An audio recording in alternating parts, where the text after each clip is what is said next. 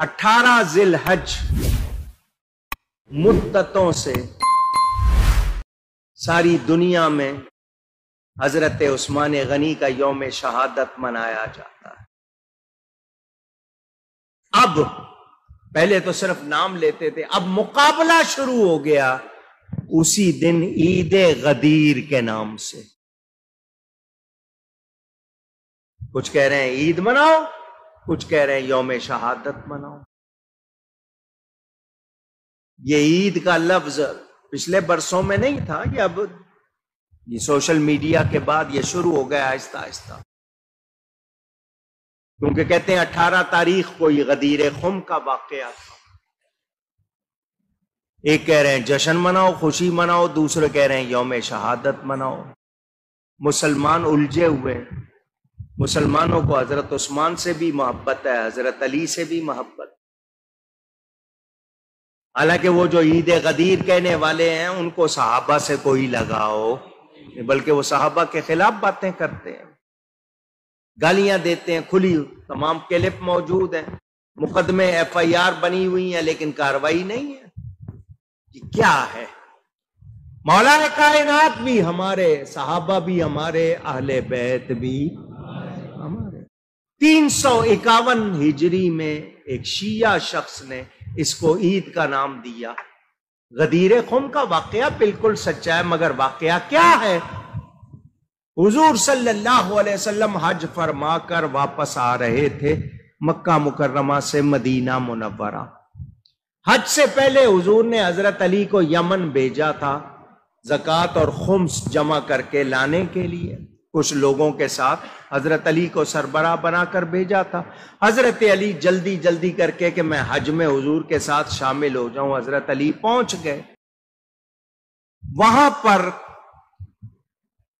اس وفد میں سے ایک شخص کا نام بتایا جاتا ہے، صحابی ہے وہ حضرت بریدہ، یا کسی نے نبی پاک سے حضرت علی کے بارے میں کچھ ایسی بات کی جس کو شکایت کہہ سکتے ہیں۔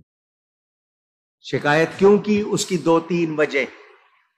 وہ جو مال لے کر آئے حضرت علی وصول کر کے یمن والوں میں سے، وہ جو لوگ گئے تھے ساتھ، انہوں نے اس میں سے کپڑے نکال کے پہننے چاہے، صدقے کے اونٹ استعمال کرنے چاہے، حضرت علی نے منع کیا۔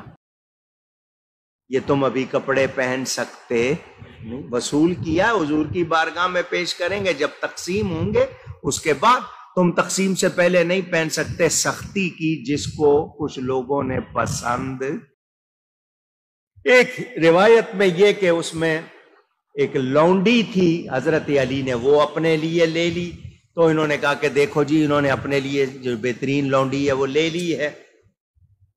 حضور صلی اللہ علیہ وسلم کے پاس بات پہنچی تو جس نے بات پہنچائی تو حضور نے اس سے پوچھا کیا تو سمجھتا ہے تیرے دل میں حضرت علی کے خلاف شکایت ہے؟ اس نے کہا ہاں۔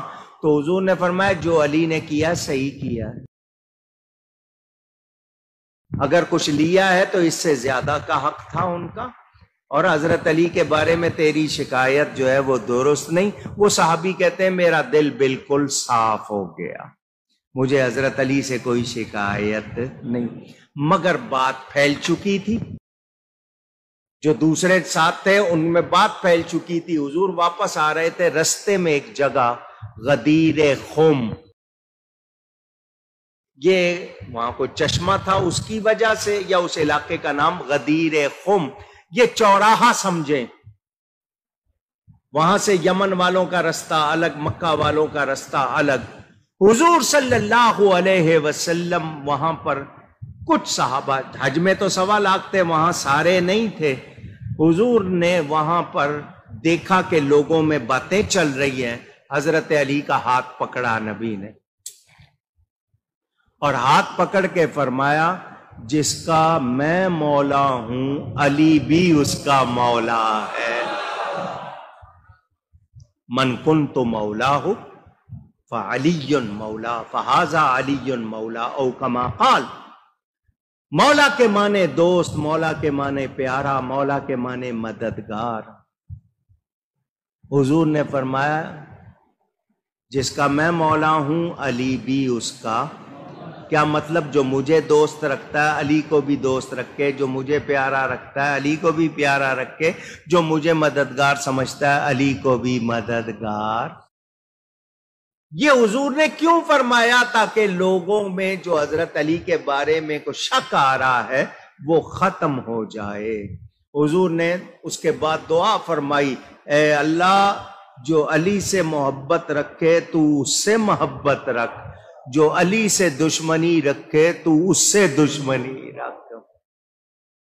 حضرت عمر آگے بڑھے، حضرت علی کو مبارکباد دی کہ آپ ہر مومن مرد و عورت کے مولا ہو گئے.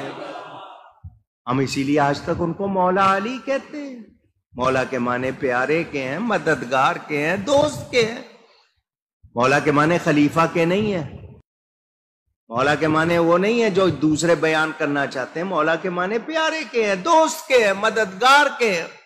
حضور نے یہ اعلان فرمایا، ہم اس اعلان پر آج تک مانتے ہیں.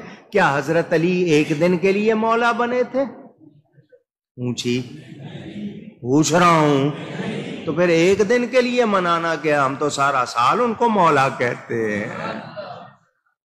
اب تاریخ کے حساب سے اگر ایک ہی دن دونوں واقعوں کا ہو گیا، 18 تاریخ ہی غدیر خم کا واقعہ، 18 تاریخ ہی حضرت عثمان کی شہادت کا واقعہ، تو اب ایک طبقہ کہے کہ نہیں ہم عید منائیں گے، دوسرے کہیں گے ہم شہادت منائیں گے.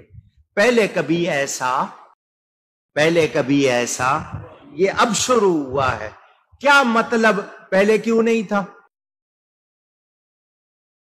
یہ اب شور کیوں ہونے لگ گیا؟ مقصد کیا ہے؟ لڑاؤ. مقصد کیا ہے؟ ہم سنی تو حضرت عثمان سے بھی محبت رکھتے ہیں، حضرت علی سے بھی. وہ جو عید غدیر کے نعرے لگانے والے ہیں وہ صحابہ سے محبت نہیں رکھتے. حضرت عثمان کے خلاف انہوں نے کیا کیا باتیں کی ہیں، ان کی کتابیں پڑھو، ان کی تقریریں سنو. تو یہ اس طرح کی باتیں کر کے بولو مسلمانوں کو لڑوانے والے کیا مسلمانوں کے دوست ہیں؟ اور صرف ایک دن کے لیے اس کو عید کا نام کیسے دے دیا؟ عید میلاد النبی کی بات آئے تو اس پر اعتراض کرو اور اس کو عید کہو. حضرت علی بلا شبہ مولا ہیں، ایک دن کے لیے مولا نہیں ہے، آج کے دن کے لیے نہیں ہے، وہ ہمیشہ کے لیے.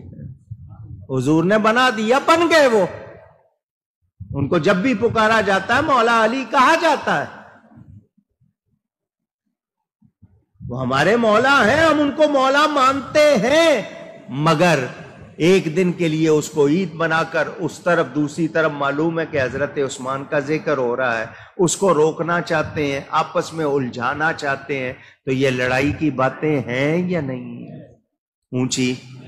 اور آپ 10-15 سال پہلے کے دیکھ لیں، اس سے پہلے آپ کو کبھی کوئی نہیں ملے گا کہ جی عید غدیر کوئی ایک آدھا اشتہار چھپ کے کہیں اگر شیعہ حضرات مناتے تھے. مگر اب یہ اہل سنت کو کہنا کہ دیکھو تم بھی مولا مانتے ہو، لہذا سنیوں کو کہلانے والے بھی کچھ کہ نہیں جی عید، تو اس کو عید کا لفظ کہنا اور پھر اس طرح بات بڑھانا، بتائیں لڑائی ہے یا نہیں ہے؟ اور حضرت علی کا تقاضا صرف یہی ہے کیا کہ ان کو جناب اس طرح عید بنا کے آپس میں لڑا جائے اور باقی ان کی باتیں جو ہیں وہ بھول جائے؟ تو ہمیں اپنے صحیح عقیدوں پر قائم رہنا. ہمیں ہر صحابی بھی پیارا ہے، نبی کا ہر گھر والا بھی پیارا ہے. ہم دونوں کا ادب کریں گے، کسی کی بے ادبی کر سکتے نہیں. اور لڑانے والوں کو ہم کہنا چاہتے ہیں تم کامیاب ہو سکتے نہیں، کیونکہ ہم غوث پاک کے مرید ہیں، ہم خواجہ صاحب کے مرید ہیں، ہم بابا صاحب کے مرید ہیں. انہوں نے ہمیں ادب سکھایا ہے اور ہم نے بے ادبی یا بے ادبوں کا ساتھ نہیں دینا. اللہ تعالی ہم سب کو ادب کی توفیق عطا فرمائے.